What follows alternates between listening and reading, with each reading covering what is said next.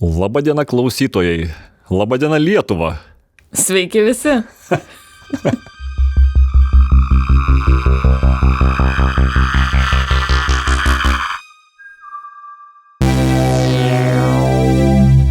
Kūrybotyra. Labas Jonai, labas Milda, o čia kalba Augustinas. Labas ir tau. Sveiki klausytojai. Taigi, šiandien Kūrybotyros tinklalaidėje vedu aš. Ir šiandien esu tas, kuris esu pasiruošęs aš. Ir, kaip sakant, nieko nelaukdamas, griebiu, kas čia tu, karvė ar jautis? Aš erelis. Erelį. Erelį už sparnų. Ir šios dienos tema skamba taip: gyvenimo džiaugsmas ir kūrybiškumas. Nu, labai gerai. Kokios mintis kyla? Tai man išgirdus šitą, kad visiškai tapatu yra. Eik to. Taip. Tai tau negerai kažkas su galva yra. Tai faktas. Tai reikėtų kažką čia kitką pasisodinto, ne tave, ne erelę. Erelį. Nu gerai, tai klausau, nes man tai, pavyzdžiui, kūrybiškumas ir gyvenimo džiaugsmas, tai čia tokia lygybė dėčiau. Nu, tai dėl to, kad tu jau su diagnoze esi, taip. Bet yra kiek daug žmonių, kurie galvoja, kad jie labai blogai gyvena. Tai gal tiesiog tai kūrybiškumo jam trūksta. Tai va, apie tai ir pašnekėsim šiandien. Tai gerai. Tai dėmesio, neįsijungiam radio imtuvų, Spotify imtuvo ir YouTube imtuvo ir klausomės tinklalaidės toliau. Nuo ko reikėtų pradėti, galbūt nuo statistikos tokios.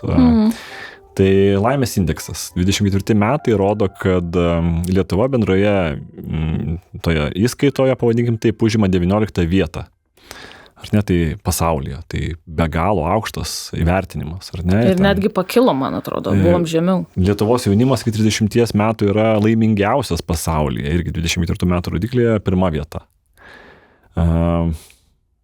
Ten tuo tarpu, tarkim, vyresni žmonės, daugiau nei 60 metų, yra 44 vietoje.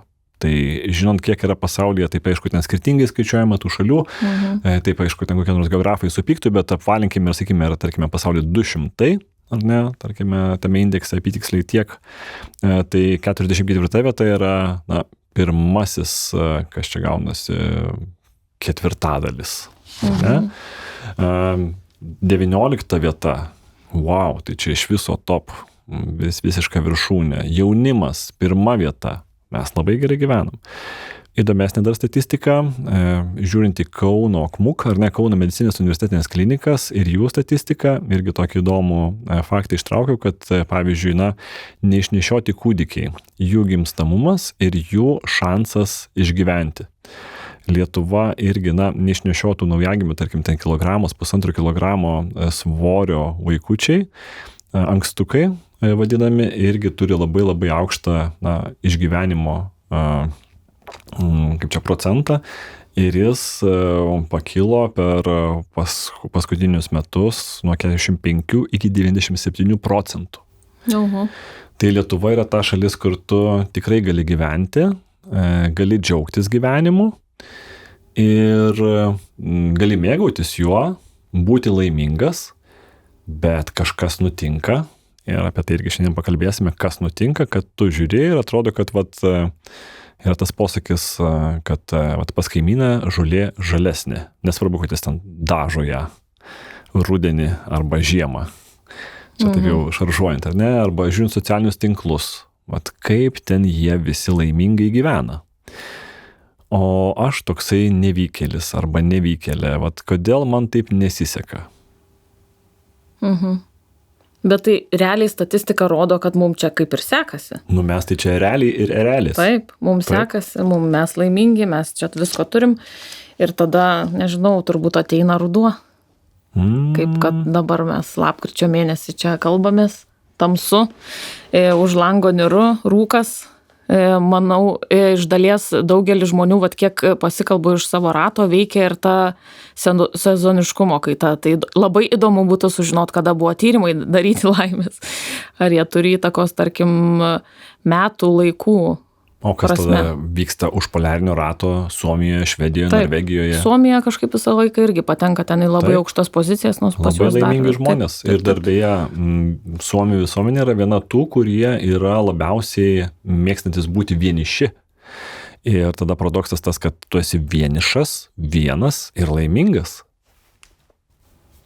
Tai čia kažkuo tau kliūna šitą, ar ne? Tai man nekliūna, aš čia tiesiog bandau tarsi išsiaiškinti, kur ta laimė paslėpta. Tai gal aš tai jau atsakiau iš pat pradžių, kad man tai su kūrybiškumu susiję. Nes jeigu tu moki situacijas kažkaip įvairiais kampais pasižiūrėt, tai ir būdamas vienas, ir būdamas tamso, ir būdamas lapkritį, galėsi rasti vis naujų ir naujų požiūrio kampų, kodėl tu gali kažko mėgautis ir džiaugtis. Tai... Draugai gyvena Norvegijoje, turi mažą vaiką, tas vaikas eina į darželį ir tas darželis vos net ten kartais būna pusę dienos, kartais visą dieną praleidžia lauke, žiemą. Taip. Ir tada mums toks klausimas, bet tai kaip taip gali būti? Ir tas garsusis pasakymas, kad nėra blogo oro, yra netinkama apranga. Tai yra kombinezonai, yra tam tikros įmonės, kurios siūlo tos kombinezonus, kurie būtų, patogus ir tu nesušalsi. Ir tu gali visą dieną būti, tame lauko darželyje praleisti, nesušalti, užsimti veiklomis ir būti laimingas. Taip. Tai man rodos, kad ta laimė yra toks labai ir viena vertus sąlyginis dalykas, kita vertus labai nuo mūsų pačių priklausomas, nes net ir sudėtingose situacijose, kokį paėmus visišką pesimistą ir optimistą šalia, jie net ir sunkioj situacijoje sugeba, atrodo ta pati situacija, bet jie sugeba labai skirtingai ją pasižiūrėti ir iš jos, kaip čia, išsirutulioti ir rasti vienas labai daug blogų elementų, kodėl čia atsitiko, kitas labai daug teigiamų įžvelgti, nes pesimistas sakys, bet galėjo būti dar blogiau, o dabar yra tik taip ir taip. Čia gal optimistas sakys? Optimistas, taip, aš čia jau pati susivėliau. Bet yra tas garsus memas, kur stovi du žmonės, vienas priešais kitą ir vienas mato 6, kitas mato 9. Tai čia aš sutinku su tuo, bet dar kitas klausimas yra, aš nesakyčiau, kad tas džiaugsmas gyvenimo yra toks sąlyginis dalykas, kadangi, jeigu žiūrint į mūsų visuomenę ir dabar kaip viskas veikia, tai atrodytų, kad, turint tokias sąlygas, statistika viską sako, kad tikrai yra puikios gyvenimo sąlygos, kaip mes sugebame patys susikurti tą džiaugsmą, tą laimę. Ar ne? Tai reikėtų tą definiciją išsiaiškinti, kaip mes suprantame, kas yra ta laimė ir kas yra tas džiaugsmas. Ir jeigu pasižiūrėjus, pavyzdžiui, į garsiuosius loterijų formatus.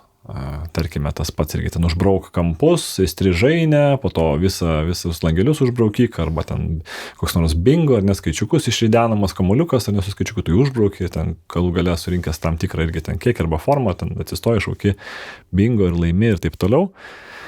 Tai labai įdomi yra, tarkime, netgi jų komunikacija, pavyzdžiui, žinių portaluose, vadinkime, ar spaudoje, arba netgi suformuotose pranešimuose tiek per radiją ar televiziją, per masinės komunikacijos priemonės.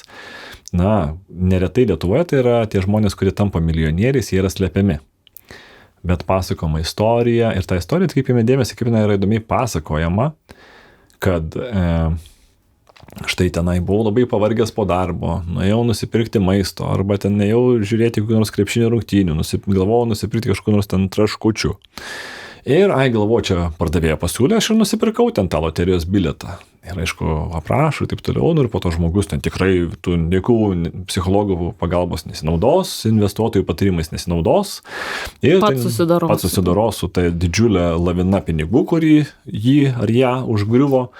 Ir tada, aišku, tų istorijų būna įvairių, bet aišku, būna žmonės ir susitvarko, nes ten investuoja, nežinau, ten vaikam atiduoda dalį pinigų, perka butus, renovuoja namus, kažką tai tvarkosi, atiduoda skolas, visokių tų istorijų būna.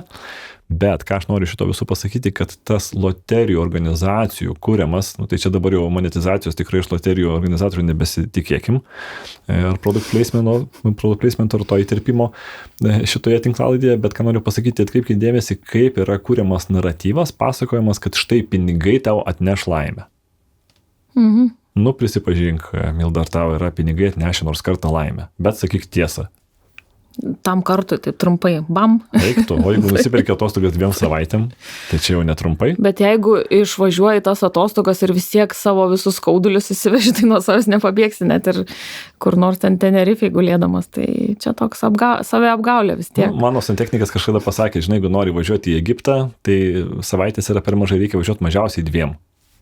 Ne. Ir jau tada jau laimės nes užtikrintas. Tada jau ten tie visi jau tau galų galia tampa nebe tokie svarbus, telefonų tu neatsiliepinėjai Egipte, nes roamingas yra be galo brangus, specialiai nepirki jokių kortelių, planų ir tiesiog išjungi telefoną ir truputėlį tą ryšį prarandi, kol galų galia tau beždžionė galvoje pasako, kad gal jie kaip nors patys susitvarkys.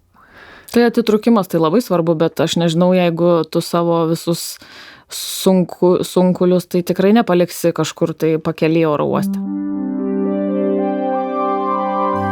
Kuribotyra. Prenumeruok, spausk patinka ir dalinkis su draugais. Taip pat gali mus paremti Contribui platformoje.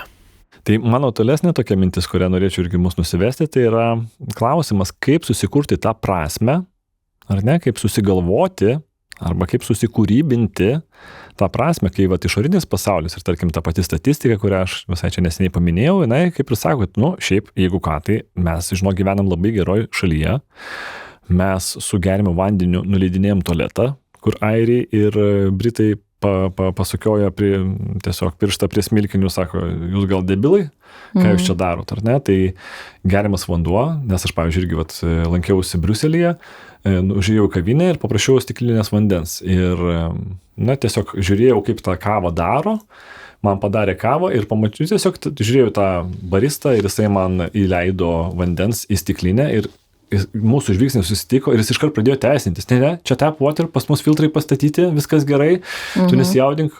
Aš galvoju, aš net ko gero net nebūčiau apie tai pagalvojęs, nes mes Lietuvoje geriam tą geriamą vandenį iš krano, iš čiaupo tiesiog.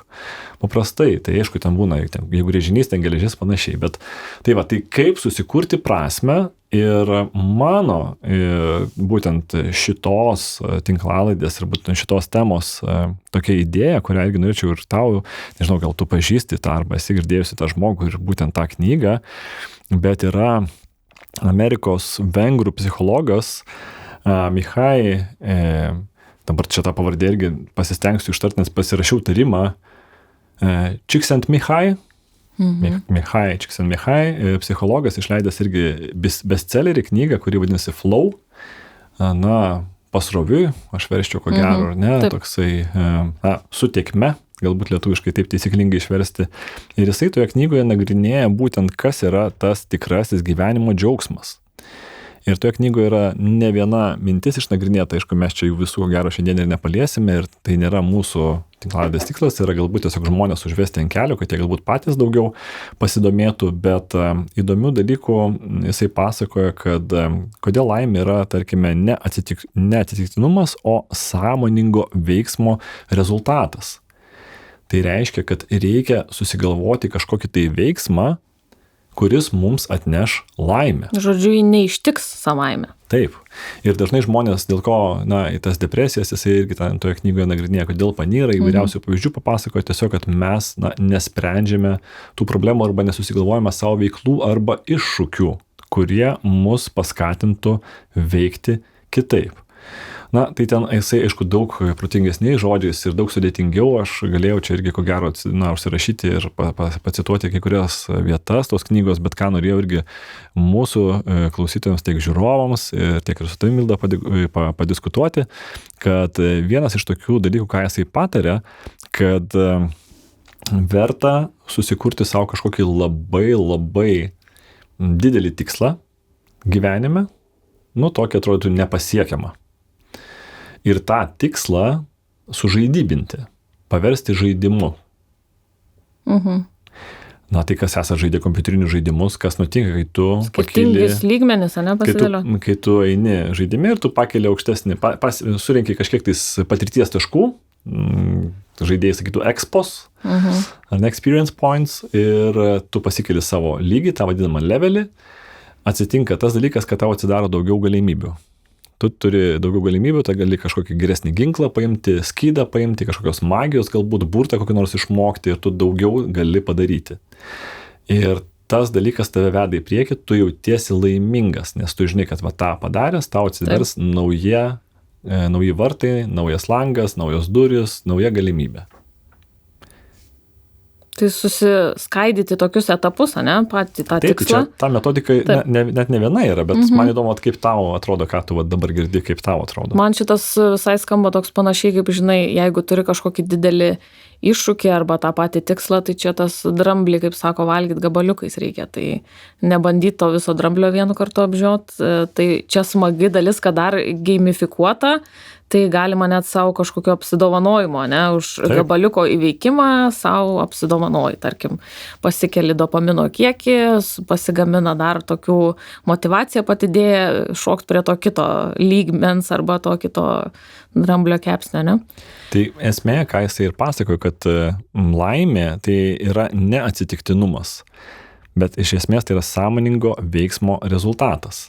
Aš tai visiškai su to sutinku, nes sėdėt po medžiu ir galvot, kad čia dabar eis laimė pro šalį ir gal užklius už mano kojos atkištos, tai labai, labai menkai tikėtina. Taip, nes man visą laiką gaila būdavo, kada žmonės pasakydavo, kad ne piniguose laimė. Ir aš galvoju, o tai kur tada, ar ne? Nes aš atsimenu, kai ir buvau ir paauglys, kaip ir vaikystėje, tokius suaugusių kalbas girdėdavau ir galvodavau, kodėl jie taip šneka, o tai kame, o tai kaip tada, o tai kas, tai yra laimė. Ir anglų kalboje yra puikus žodis appreciation. Kaip išversti į lietuvių kalbą šitą žodį? Dėkingumas? Dėkingumas. Taip. Ar mes jaučiamės dėkingi? Ir mokėjimas būti dėkingu ir, kaip čia pasakyti, pasimėgauti tuo, kad virš mūsų galvos yra stogas, kad aš esu su batais. Na taip, bet ten mano draugas tai turi gal 12 ar 14 porų batų ir įvairiausių labai gražių, o aš tik nusipirku vienus žieminius, bet vis tiek aš juos turiu. Ir jeigu jau perku, tai gal juos perku gerus ir mano koja ten, nežinau, neprakaituoja, kvepuoja ir daug tokių dalykų mes turime labai daug. Ir netgi yra toksai pasakymas, pagal statistiką irgi pasaulinė ir žiūrint, kiek yra mūsų planetoje gyventojų, jeigu tu turi lovą arba gultą, kur tu gali miegoti, jau tu esi laimingesnis už ten kažkokį didžiulį kiekį žmonių. Aš nenoriu sakyti tiksliai kokio kiekį žmonių, bet galite tiesiog nueiti ir pasitikrinti. Jeigu tu turi grinųjų kišenėje, tu esi irgi turtingesnis už ten milijonus žmonių, gal net ir milijardus. Jeigu turi plastikinę kortelę, kurioje yra ne nulis, ar ne, tavo banko sąskaitoje, bet yra kažkiek ten, ar centų, ar virš euro, tai jau ir tai yra rodiklis, kad tu esi turtingas žmogus. Bet visą laiką mums norisi daugiau. Ir žmogus yra toksai gyvūnas, kur atrodo, pasiekiai tikslą ir tu nenusiraminsi. Ir ta laimė, tai nėra baigtinis procesas. Mes jos galbūt pagausim, bet jinai po to vėl kažkur nuskris, atrodytų, ir tas jausmas pabėgs ir mes norėsime vėl kažką tokio sukurti, vėl kažką tokio pasiekti. Taip, bet aš visai džiaugiuosi matydama, kad dabar keičiasi po truputėlį situacija ir su to tavo paminėtų dėkingumu, tai ir įvairios praktikos dėkingumo atsiranda, net dėkingumo dienoraščiai leidžiami, kuriuos ten reikia pildyti ir kad sąmoningai prie šitos temos grįžti ir nepamiršti, žodžiu, šitos situacijos ir per tai atsiranda dar nauji dalykai. Taip, tai tas pats irgi, Amerikos vengrų psichologas, ką jisai pasako, tai netgi reikia, tų technikų yra įvairių, tai pavyzdžiui, čia tokia įdomesnė yra, kada reikia atpažinti, ar tu esi dabar nuobodulio zonoje. Ar supranti, ką čia aš pasakiau? Kas yra nuobodulio zona, kai tu išgirsti? Bet tai čia verta pabūti joje. Tai verta, bet jeigu tu tai nuolatos esi diena iš dienos ir tave po to tu nusimeni labai, depresuoti pradedi ir panašiai, tai čia yra blogas dalykas. Tai, nes saikingai tai labai net rekomenduojama kūrybiškumo, būtent tai skatinimui. Į tą ratą pakliūni ir nebegali pabėgti. Taip. Tai jeigu tokioje situacijoje nuobodulio zonoje per ilgą laiką užsibūni, tai iš esmės, ką tai reiškia, kad įgūdžiai viršyje iššūkį. Tai reiškia, mes gebame tą padaryti, mums tiesiog net neįdomu. Tu sėdi. Tai tikslas per mažas kažkoks. Taip, visiškai teisingai. Tai reiškia, mums reikia kažką tokio pakeisti. Arba yra kitas dalykas, nerimo zona. Ar ne? Kas tai yra? Tai reiškia, kada iššūkis viršyje įgūdžius ir mes pradame nerimauti, kaip mes čia padarysime, kaip mes susitvarkysime. Ir dar viena paslaptis, kad mes labai dažnai norime būti vieni lauke kariai. Tai reiškia viską išmokti, išspręsti. Aš netgi studentams sakau, žiūrėkit, man viskas tinka, man nesvarbu, kiek žmonių dirbs prie jūsų projekto. Na, aišku, būna užduočių, kur ir jie turi viską patys padaryti, bet yra tokių užduočių, kur aš sakau, žiūrėkit, man svarbiausia, kad jūs būtumėt patys pagrindiniai šio projekto prodiuseriai, arba režisieriai, arba meno vadovės, arba kūrybos vadovės, arba tekstų redaktoriai, bet kad jūs matytumėte nuo iki ir kad jūs pritrauktumėte žmonės, kurie dirbtų prie šio projekto. Nes tai irgi yra iššūkis, kaip žmonės pamotyvuoti, kaip juos pakviesti, kaip jie ateitų ir tau padėtų, ar ne, tą dalyką išspręsti ir jie tai padarytų nuoširdžiai. Aš tai sutinku. Nes čia tas koks, kaip sakai, kad nesvarbu kiek darys, ką, man atrodo, tas, kuris turi tą užduotį, tas jo kūryba pasireiškia per tai, kaip jis išsisuka iš situacijos, kiek jisai pajungia žmonių į tą, kokius jisai įrankius sugeba panaudoti. Tai čia ir gaunasi, kad nesvarbu kiek ir kokiais metodais, bet jeigu jisai gauna tą rezultatą, tai svarbu, kaip jis prie jo priejo. Nes lygiai taip pat mes turim kažkokią tai problemą, na, pavyzdžiui, bijome kalbėti viešai. Ar ne, viešasis kalbėjimas yra, daugeliu žmonių yra toksai gąsdinantis dalykas. Vat kaip užlipti ant scenos, kaip kalbėti, ką daryti. Aišku, be viso to žinom, kad yra kažkokios, ko gero, egzistuoja technikos, žvilgsnio, kūno laikysenos, intonacijos, pauzių, balso valdymo ir taip toliau. Bet viena iš tokių užduočių galėtų būti tapti ir ne žmonėm, kurie, pavyzdžiui, bijo viešojo kalbėjimo, kaip paversti nuobodžią arba gąsdinančią užduotį į kokią nors įtraukiantį žaidimą, ar ne? Kaip pritaikyti šitos visus principus, apie kuriuos mes kalbame. Gal tada save įsimesti vis dažniau ir dažniau į situaciją, kad aš, pavyzdžiui, eidamas į kokią nors, kontaktą su žmogumi, kokioje nors keistoje situacijoje, pirkdamas, spurgą, ar ne, atsiskaitydamas už degalus. Na, kažką tais darydamas, kažką pasakysiu malonaus ir šitą techniką aš pats neretai darau, kada, pavyzdžiui, nueinu ir matau, pavyzdžiui, darbo dienos pabaiga ir matau, pavyzdžiui, kad nors labai pavargusi žmogų, kuris ten man, pavyzdžiui, ten nuskenuoja prekę, ten arba padeda ar ne atsiskaityti už ją ir taip toliau. Ir yra įvairiausių technikų, kaip tą žmogų užkalbinti, ką jam pasakyti, kad jisai pasijaustų, kad jam buvo parodytas dėmesys. Čia yra labai svarbus dalykas. Žiūrėjimas, ko gero, tiesiai į akis, ar ne, kad I mean it, reiškia aš rimtai, man tai tu esi svarbus arba svarbi, ar ne, ir kažkaip paklausti. Tai tikriausiai labai sunki ir sudėtinga diena buvo, ar labai vargina pirkėjai.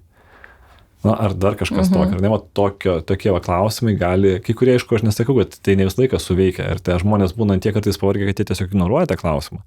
Bet jeigu, pavyzdžiui, bijote viešai kalbėti, ar ne, tai tiesiog nepažįstamo žmogaus užkalbinimas, tas vadinamas ta trumpoji kalba, tas small talk, ar ne, gali jums padėti, padaryti tą mini treniruotę, kuri jūs vis po truputį, žingsnis po žingsnio vis padrąsins eiti ir kalbėti su kitais žmonėmis. Taip, dar vienas iš tokių apie viešai tą kalbėjimą yra lyg tai nusimesta atsakomybė. Tai aš žinau tokių patarimų ne pačiam bandyti užkalbinti, tiksliau pačiam užkalbinti, bet ne dėl savo tikslais, bet sakyt, manęs paprašė tas paklausti, kaip ten, žodžiu, lyg tai turiu kažkokį nematomą draugą, kuris čia laukia tos informacijos, bet tuo pačiu aš pats klausiu ir pats gilinuosi ir ne tai baisu, kai tai kitam čia atėjau surinkti informacijos arba pakalbėti. Taip, netgi paprastas triukas irgi, kada ten kokią nors darote užsakymą didesnį, ten statotės namus, juos renovuojatės ir taip toliau,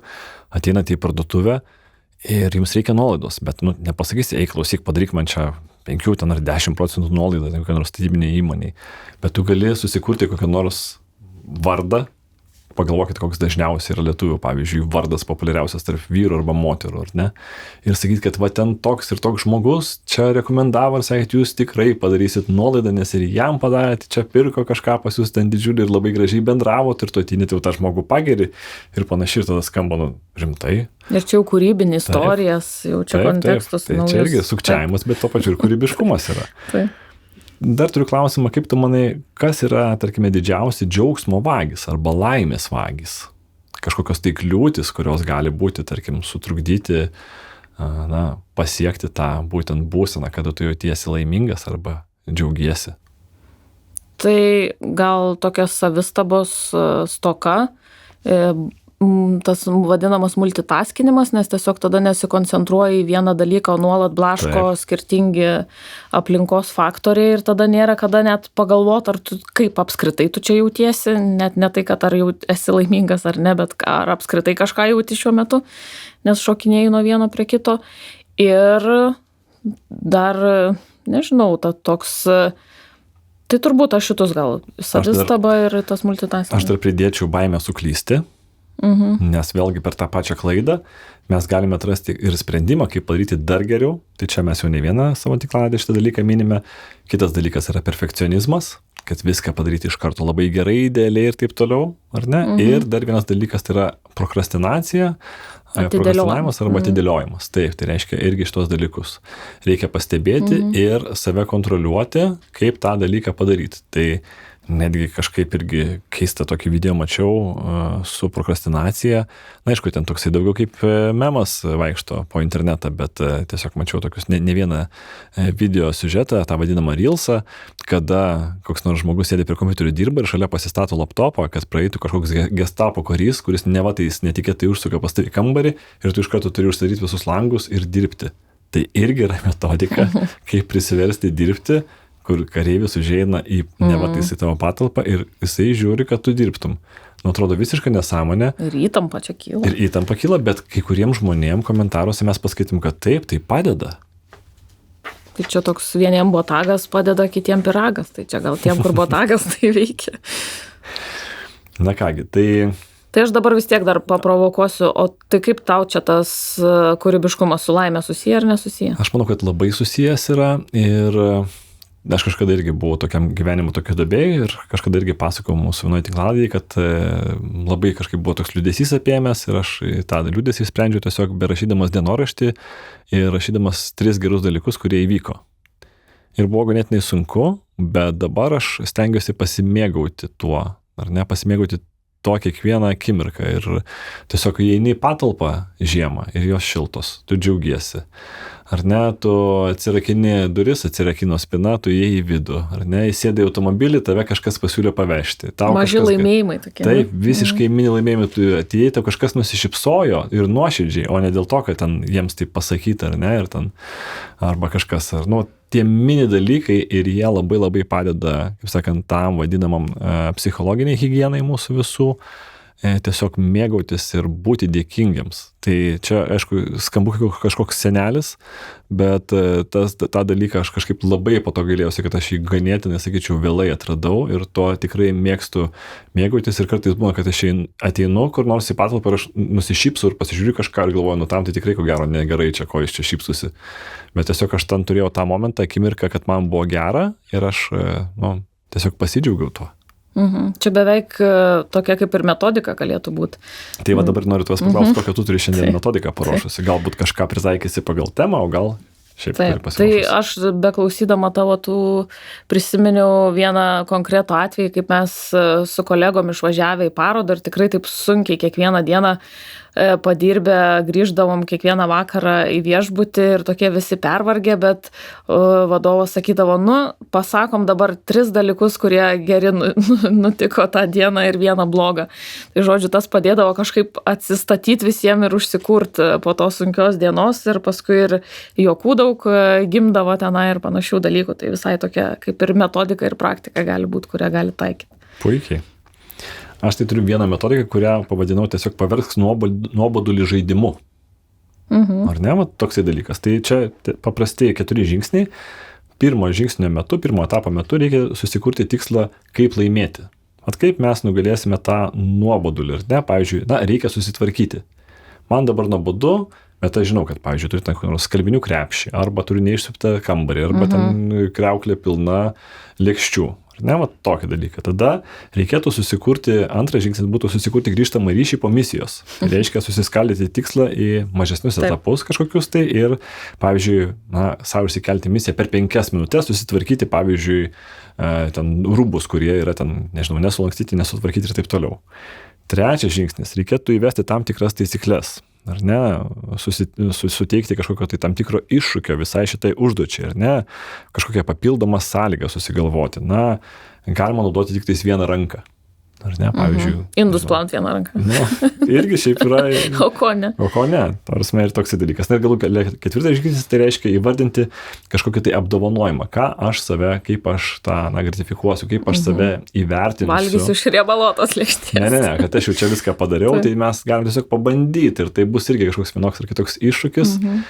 Ir na, kaip aš po to, kokį aš laimėjimą ar prizą atsimsiu, nežinau, ten suvalgysiu kokį nors saldainį, ar ne, arba ten, nu, kažkaip save apsidovanosiu, ar ne, tą dopamino kokią nors dozę vis tiek reikia savo. Jau šiais laikais, kaip sakant, kaip be jo, neišsisuksime. Labai gerai, čia tokias nuobodžius, rutininius dalykus paverti truputėlį smagesniais ir tada čia šitos tinklalaidės tema, kaip ir pasakoji, tą didįjį visą tikslą paversti žaidybiniu, tai šitie net galėtų padėti pasitreniruoti tam didžiajam tikslu su žaidybinimu, ne šito nuobodėlio įveikimo. Toli net ir žiūrėti nelabai reikia, pavyzdžiui, net ir mūsų su tai ta pati istorija, ar ne, netgi šita pati tinklalaidė atrodytų, nu tai galima čia padaryti, bet ar verta reikia, bet tai kiek čia reikia ir pasiruošti tam, ir resursų, ir laiko skirti, ir kad tai būtų prasminga. Taip, yra tų žmonių, kurie lengvai pasako, o tai ką jūs čia darot, čia šito dalyko reikia, tu manai, kad čia kažkas klausosi, taip, kažkas klausosi. Lygiai taip pat arba žaidimą tą patį kūrėme, ar ne, arba tos pačius mokymus irgi vedame. Tai vėlgi atrodytų, nu, gal ir įmanoma, bet ne visi gal tą gali, bet tai kaip tą padaryti, kad tai būtų įdomu, kad tai būtų įtrauklu, kiek surasti žmonių ir ta kiekviena niša, jinai po tam tikroje vietoje susiaurėja iki kažkelių žmonių, kurie tik tais tau gali padėti ir atsakyti tuos klausimus. Tu kartais gali rodyti 100 žmonių, bet tu žinai, kad tau reikia prieiti iki to vieno, o tu to vieno, pavyzdžiui, žmogus nepažįsti, bet tau reikia perlipti per save, kad jam parašyti, arba paskambinti, arba sutikus gatvėje pasakyti, ei, labas, klausyk, mano vardas Augustinas, aš darau tokį projektą, man reikia tavo pagalbos arba tavo nuomonės. Ir tai vėlgi yra tiesiog ta augimo galimybė, ta augimo zona, kur mes galime perlipti per save, įveikę save, arba tą kliūtį, pasijausti laimingais, ar ne, ir džiaugtis gyvenimu. Ir net dėlioto pasidžiaugimo, kad net po 10 metų ten galėsi džiaugtis, kai jau ten viską padarysi. Nu, dar pabaigai pridėsiu, kad vėlgi yra tas pasakymas, ar ne, kad gulint mirties patale, žinoti, kad aš bent pabandžiau. Ar ne, tai čia nebūtinai kažkokiuose tokiuose projektiniuose iššūkiuose, bet net ir užkalbinti žmogų, ar ne, kuris gali tavo tapti partneriu, arba gali tavo tapti kokiu nors artimu draugu. Tiesiog tu turėjai progą, bet sudvėjojai, to nepadarėjai ir po to dėl to galbūt graužėsi, nes tai tiesiog neįvyko, ar ne, tas šansas, tu jį paleidai. Tai kad taip negalvotumėt, išsikelkit savo tikrai didesnį, aukštesnį tikslą, kartais jis atrodys neįmanomas, bet tikrai, kaip ir Milda sako, su savo to dramblio valgymu, aš jau kada nors, nežinau, paprašysiu, kada nors pas tave dramblienos patiekalą užsisakysiu, kūrybiškai turės ir spręst be brakonierizmo, kaip tenai mane apgauti, ar ne, kad ten yra dramblys, bet kažką tokio ir pasidarykite, suskaidykite į mažus žingsnius, į mažą planą ir žiūrėkite, kas gausis. Tai buvo čia jums toksai kaip ir motyvacinė laida, kurią moderavo Augustinas Balaišis. Milda Gaulinė. Ir mygtukus pamoderuos dar Jonas Matusa. Ir mes kaip visados, kas klausote iki galo, nepamirškite mums nupirkti kavos Contribui platformoje. Ačiū visiems. Iki. Iki.